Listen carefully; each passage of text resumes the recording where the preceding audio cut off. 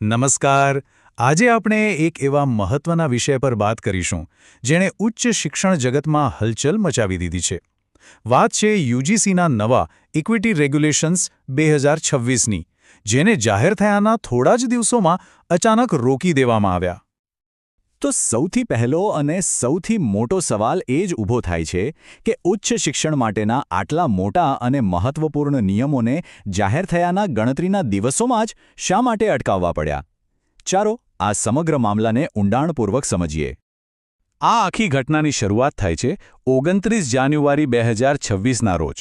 આ એ દિવસ હતો જ્યારે ભારતની સુપ્રીમ કોર્ટે યુનિવર્સિટીઓ માટે લાવવામાં આવેલા આ વ્યાપક નવા નિયમો પર કામચલાઉ રોક લગાવી દીધી. અને બસ અહીંથી જ એક નવી ચર્ચાનો જન્મ થયો.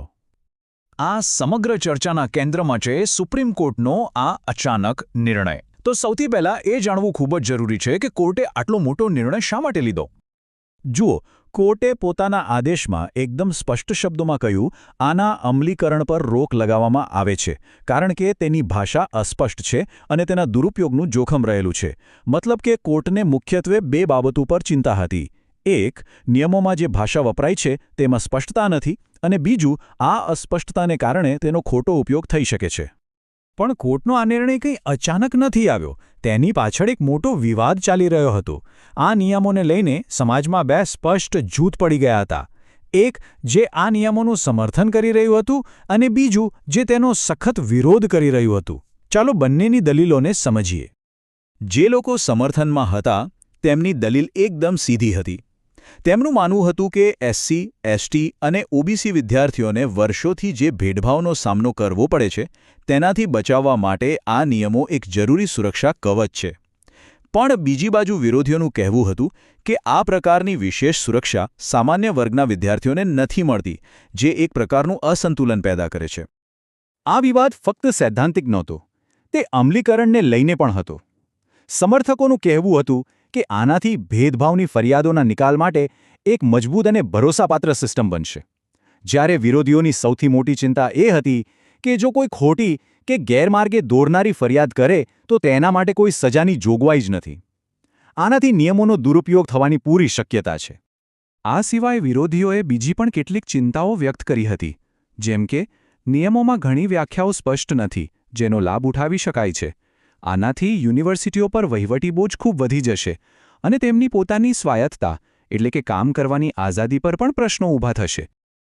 તો આટલી બધી ચર્ચા અને વિવાદ જે નિયમો પર થઈ રહ્યો છે એ નિયમો આખરે છે શું?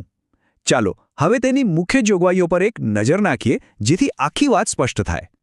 આ નિયમોનું સત્તાવાર નામ છે UGC promotion of equity in higher education institutions regulations 2026.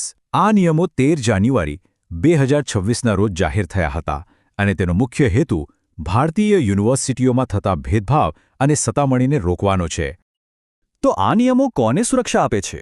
મુખ્યત્વે અનુસૂચિત જાતિ એટલે કે એસસી અને અનુસૂચિત જનજાતિ એટલે કે એસટીના વિદ્યાર્થીઓને.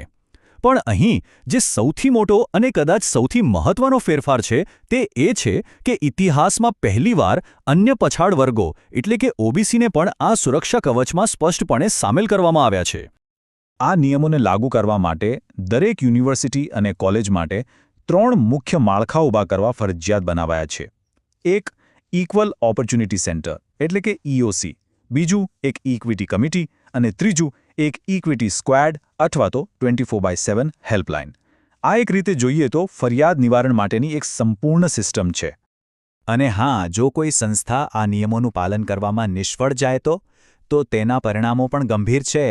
યુજીસી તેમની નાણાકીય ગ્રાન્ટ રોકવા જેવા કડક પગલાં પણ લઈ શકે છે.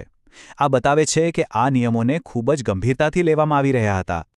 તો એક તરફ કોર્ટનો સ્ટે છે, બીજી તરફ આટલો મોટો વિવાદ ચાલી રહ્યો છે. આ પરિસ્થિતિમાં હવે આગળ શું થશે? અત્યારની સ્થિતિ શું છે અને ભવિષ્યમાં શું થઈ શકે છે? ચાલો તેના પર એક નજર કરીએ. અત્યાર સુધીનો ઘટનાક્રમ ખૂબ જ ઝડપી રહ્યો છે. જુઓ, 13 જાન્યુઆરી 2026ના રોજ નિયમો જાહેર થયા અને તેના માત્ર 16 દિવસમાં જ 29 જાન્યુઆરીએ સુપ્રીમ કોર્ટે તેના પર રોક લગાવી દીધી. હવે આ કેસમાં આગામી સુનાવણી 19 માર્ચ 2026ના રોજ થવાની છે. આનો સીધો અર્થ એ છે કે જ્યાં સુધી આગામી સુનાવણી ન થાય ત્યાં સુધી આ નવા નિયમો લાગુ નહીં થાય. એના બદલે જે 2012ના જૂના નિયમો હતા તે જ ચાલુ રહેશે. એટલે કે હાલ પૂરતું બધું પહેલાં જેવું જ રહેશે. તો આખી ચર્ચાનો સાર શું છે એ આ ટેબલમાં બહુ સારી રીતે સમજાય છે. એક સિક્કાની બે બાજુ જેવી વાત છે. એક તરફ આ નિયમોથી ભેદભાવનો સામનો કરતા વિદ્યાર્થીઓને તાકાત મળે છે અને એક સ્ટેન્ડર્ડ સુરક્ષા સિસ્ટમ બને છે. તો બીજી તરફ ખોટા આરોપોની શક્યતા, સંસ્થાઓ પર વધતો બોજ અને અસ્પષ્ટ ભાષાને કારણે ગેરસમજ થવાનું જોખમ પણ રહેલું છે.